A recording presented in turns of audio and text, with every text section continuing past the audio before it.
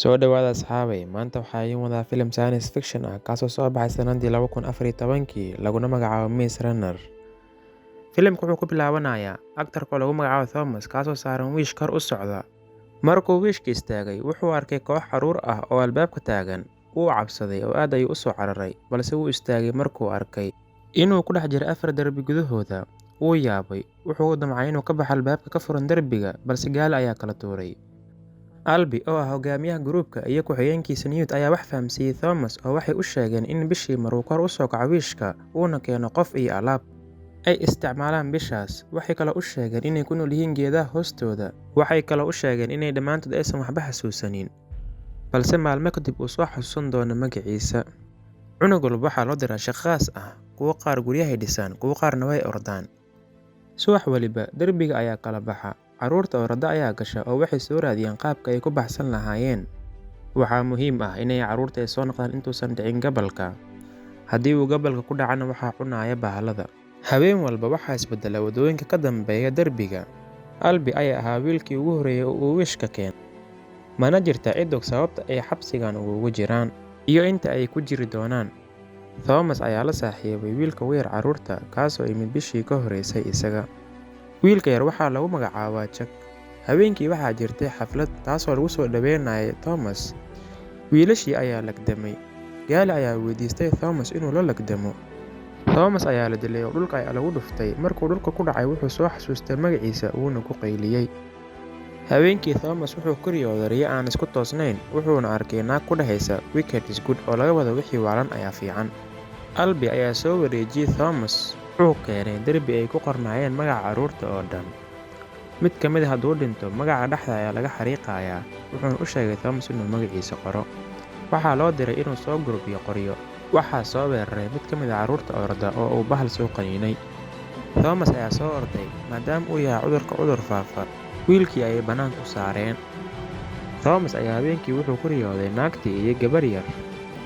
Aroortii hore, Albi ayaa galay albaabka darbiga si uu u soo ogaado wixii ku dhacay yarkii. Waxaa la gaaray maqribkii, balse Albi weli muusan soo noqon.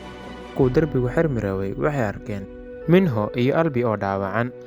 Darbiga ayaa ku xirmi rabay, balse Thomas ayaa galay si uu u soo badbaadiyo. Minho iyo Thomas ayaa Albi ku xiray darbiga si uusan bahalka u cunin. Isla markii waxay arkeen bahalkii weynaa. Thomas wuu soo orday, balse bahalkii ayaa ugu dambeyn ku dhintay 2 darbi dhexdooda. Subaxii carruurtii oo quustay ayaa waxay arkeen 3 wiil oo way yaabeen. Gaali ayaa soo wacay carruurta kulan. Carruurta badankooda way ku faraxsan yihiin maadaama ay soo badbaadeen, balse gaali asxaabtiisa ayaa waxay eedeeyeen Thomas oo qaladaad badan galay. Isla markii waxaa imaaday wiishka la yaab, markan waa gabar. Markay indhaha kala qaaday waxay ku qaylisay Thomas. Gacanteeda waxaa ku jira warqad ay ku qornay she is the last one ever oo laga wada iyada ah qofkii ugu dambeeyay. Gaali ayaa weli eedeynaya Thomas maadaama dadka cusub aan loo ogolan inay ka baxaan albaabka darbiga. Waxaana lagu xukmay inuu hal habeen xabsi la geliyo. Waxaa u yimid Minho oo waxaa lagu daray carruurta orada. Waxay ka baxeen albaabkii waxayna tageen meeshuu bahalka ku dhintay. Madaxiisa ayaa waxay ka soo bixiyeen bir ay ku qoran tahay wicked. Minho ayaa Thomas tusay qariirada xabsiga wuxuuna u sheegay in habeen walba qayb la furo, xalayna ay furnayd qaybta 7. Gabadhii ayaa soo kacday waxayna soo tuureysay carruurtii.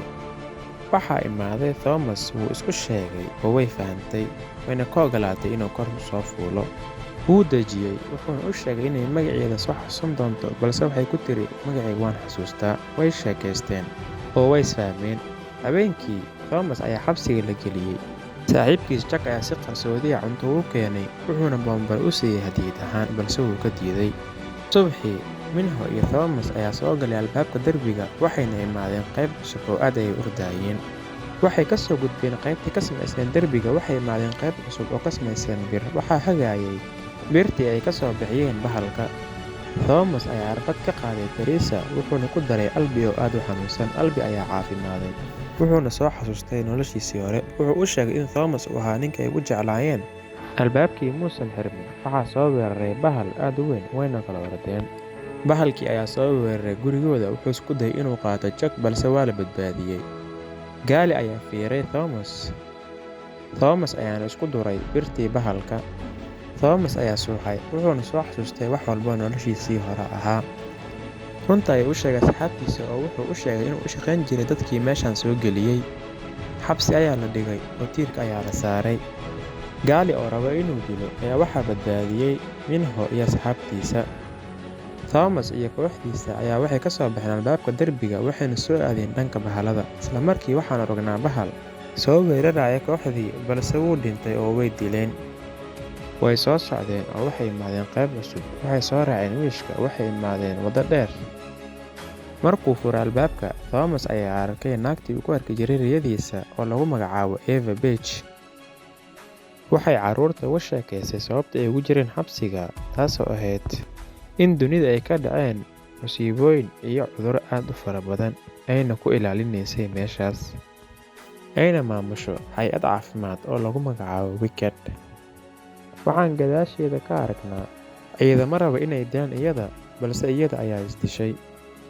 Isla markii waxaa imaaday meesha Gaali oo raba inuu dilo Thomas. Wuxuu ku soo riday xabad, balse waxaa xabadii isku dhigay Chuck. Minho ayaa waran ku dhuftay Gaali oo uu dhintay. Chuck ayaa wuxuu Thomas siiyey boombalihii yaraa. Isla markii waxaa imaaday ciidan aad u fara badan, waxayna wadeen carruurtii. Waxaana lagu soo qaaday helikobtar. Waxaan kor ka aragnaa xabsigii ay ku jireen. Dhammaadka filimka waxaan aragnaa Eva Page oo dhiiga iska tiraysa una sheegaysa koox in lagu guulaystay mishinkii ayna carruurtii soo baxsadeen, ayna u wada xabsi kale. Saaxiibayaal, haddii aad rabtaa inaad soo khulaasay qaybta labaad ee filimkan, fariin inoogu reeb qaybta hoose ee commentiska. Haddii aad ka heshay muuqaalkan, fadlan like saar, ku soo biir channelka oo subscribe-tee, gambalaalkana furo. Mahadsanid, kulanti dambe oo xiiso leh.